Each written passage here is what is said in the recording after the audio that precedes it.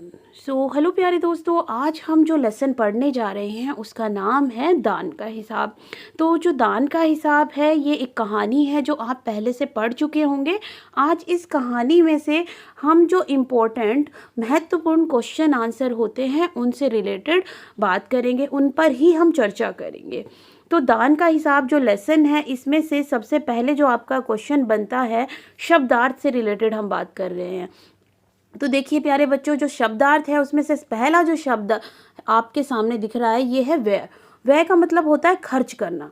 अब इससे आपको अगर बनाने के लिए कहा जाए वाक्य है तो इसको वाक्यों में कैसे आप परिवर्तित करेंगे, जैसे कि मैंने आज 1 रुपया व्यय कर दिया, यानी कि 1 रुपया खर्च कर दिया। सज्जन है अगला जो हमारा, सज्जन से बनेगा, सज्जन मतलब कि भला व्यक्ति। राम एक सज्जन व्यक्ति है। राम एक कैसा व्यक्ति है? भला व्यक्ति है। कष्ट का मतलब होता है दुख। ठीक है, तो क्या तुम्हें कोई कष्ट तो नहीं है यहाँ पर, यानी कि दुख तो नहीं है तुम्हें। भिक्षा का मतलब होता है भीख। ठीक है, वह व्यक्ति भिक्षा मांग रहा था। सड़क पर जब मैं गया तो वह व्यक्ति भिक्षा मांग रहा था, यानी कि भीख मांग रहा था।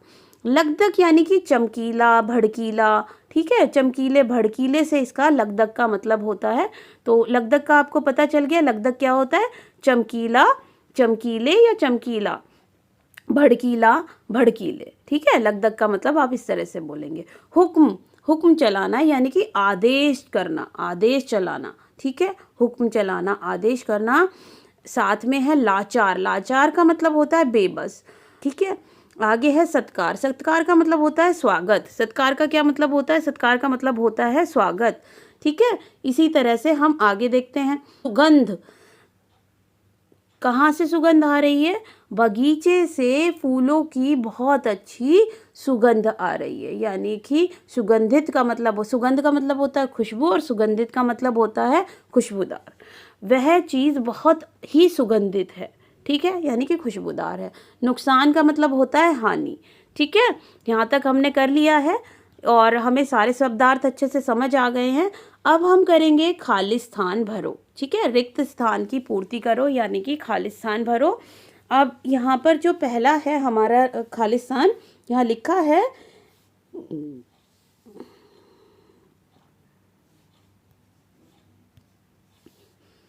एक बार उस देश में डैश पड़ गया। तो आपको पता है कि अकाल पड़ गया था। नंबर 2 पे है महाराज राज भंडार से हमारी डैश करने की कृपा करें, यानी कि सहायता, क्या करने की कृपा करें? सहायता करने की कृपा करें।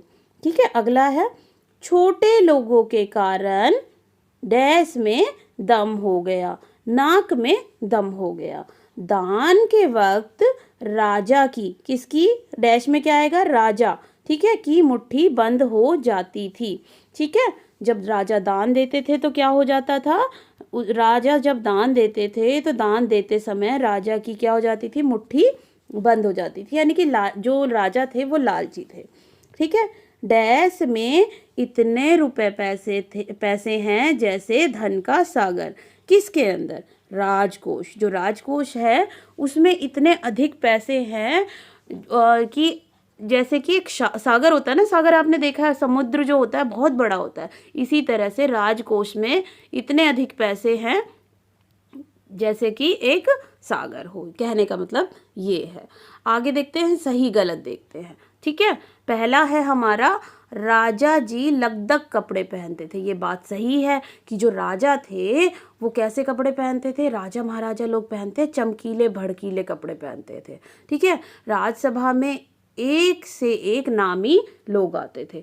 अब आपको पता है राज्यसभा है तो उसमें तो लोग जो आएंगे नामी ग्रामी लोग ही आएंगे, यानी कि बहुत ज़्यादा फेमस लोग आते थे।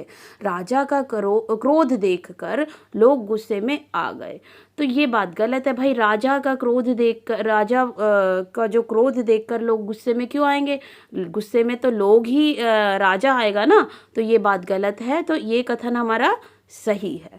आगे देखते हैं, लोगों ने अपनी जान बचाने के लिए मंत्री के सामने गुहार लगाई। यहाँ पर ये जो स्टेटमेंट है, ये जो कथन है, ये गलत है। ठीक है, आगे बढ़ते हैं, आगे देखते हैं आगे क्या है।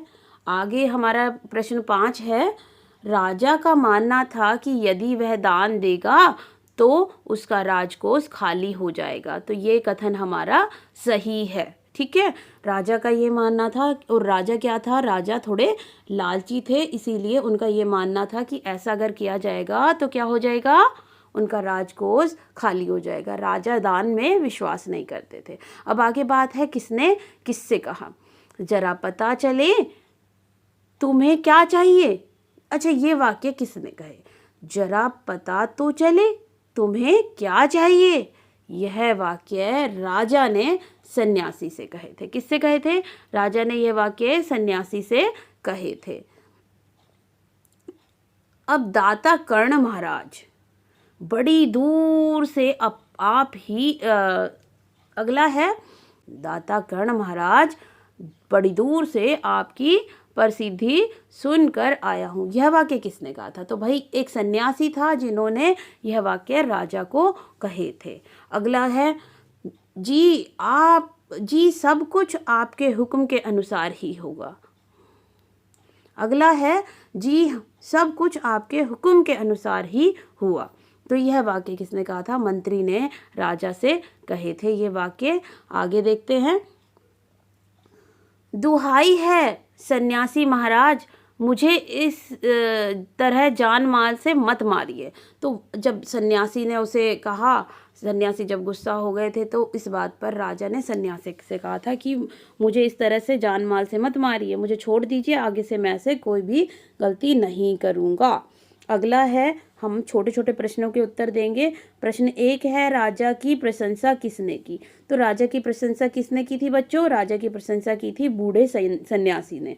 सन्यासी को राजा ने कितने हजार रुपए दान में दिए, सन्यासी को राजा ने 50,000 रुपए दान में दिए थे। कितने हजार रुपए, 50,000 रुपए। 2 दिन बाद राजसभा में कौन आया था, 2 दिन बाद राजसभा में एक बूढ़ा सन्यासी आया था। अगला प्रश्न है, प्रश्न नंबर 4, राजसभा में किस तरह के लोग आते थे। तो भाई राजसभा में विद्वान लोग आते थे, सज्जन लोग आते थे। ठीक है, तो लिखेंगे इसको ऐसे, राजसभा में सज्जन और विद्वान लोग आते थे। राजा जी किसी को भी दान क्यों नहीं देना चाहते थे, क्यों उनको दान देना पसंद नहीं था। प्रश्न ये है, प्रश्न 5 है आपका। तो जो राजा जी थे, राजा जी बहुत कंजूस थे, इसीलिए वह किसी को भी दान नहीं देना चाहते थे। हमारा अगला प्रश्न है, यहाँ पर देखिए, राजा किसी को दान क्यों नहीं देना चाहते थे। राजा किसी को दान इसलिए नहीं देना चाहते थे क्योंकि वह स्वार्थी और कंजूस थे। क्या थे, स्वार्थी और कंजूस थे। प्रश्न 2 है, सन्यासी ने सीधे सीधे शब्दों में भिक्षा क्यों नहीं मांग ली। तो यहाँ पर इसका उत्तर है, यदि सन्यासी सीधे सीधे शब्दों में भिक्षा मांगता तो कंजूस राजा इतनी बड़ी रकम देने के लिए कभी तैयार नहीं होता। ठीक है, इसीलिए सन्यासी ने राजा से सीधे सीधे क्या नहीं मांगी थी, सीधे सीधे भिक्षा नहीं मांगी थी। तो आई होप कि आपको ये वाले प्रश्न समझ आ गए होंगे, और आपको समझ आ गए हैं तो इन्हें अपनी परीक्षा के लिए तैयार कर लीजिए।